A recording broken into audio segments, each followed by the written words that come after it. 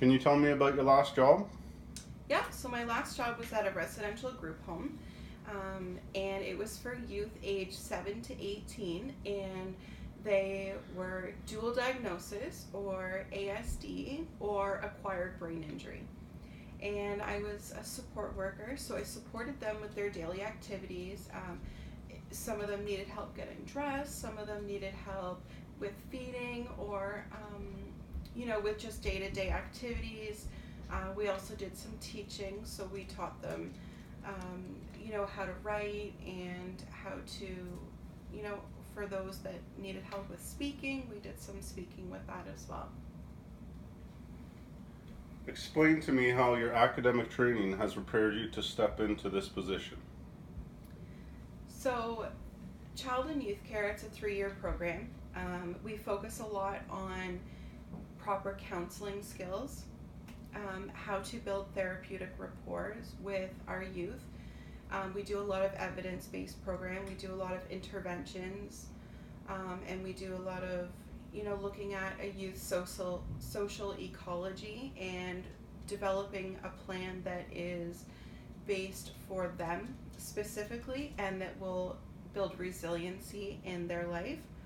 So I think doing this as well as the co-op experience that I have, my first co-op experience, I was in an elementary school in Innisfil for a year, and I got to work in the Learning Center classroom, and that was an amazing experience. I got to see a whole bunch of dual diagnosis, and did a lot of planning, lots of activities with them, really got to grow in that field. How do you intend to continue learning once you graduate from school and you're working in the field? I definitely love to learn. I think it's extremely important that you stay up to date, especially in this field. Information is always changing.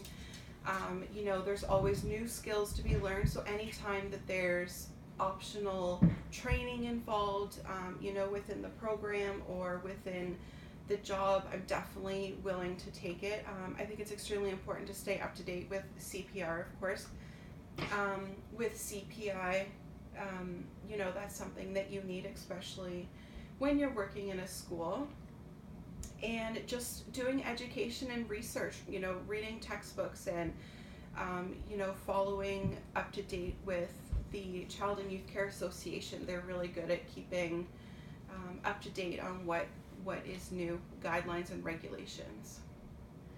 How would you handle a disagreement with a colleague in the workplace? If I had a disagreement with a colleague in the workplace, thankfully I've never encountered this before, but it's definitely important to be a team member and to have a positive working environment. So getting that resolved as soon as possible would be very important. I would try and approach the individual first and just see if we can work out our differences, see if there's anything, that I could do, or just figure out what the problem is. And then if that doesn't work, I'd probably have to go to a manager and have someone of a higher authority step in. That way, to make sure that we could get it resolved as quickly as possible, so there's no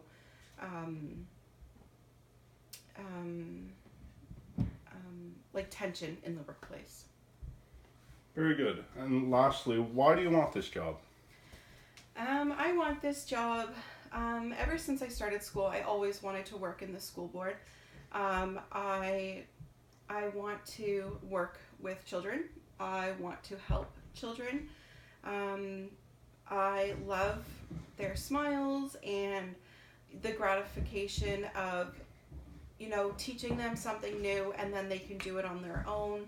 I think children sometimes need a voice, and to be an advocate for a child who has special needs or, needs a little bit help, needs to build some resiliency in certain areas, or is having trouble making friends, or trouble at home. It's definitely something that, I have a passion for, is for helping others. And I think I'd be an excellent candidate for a position like this.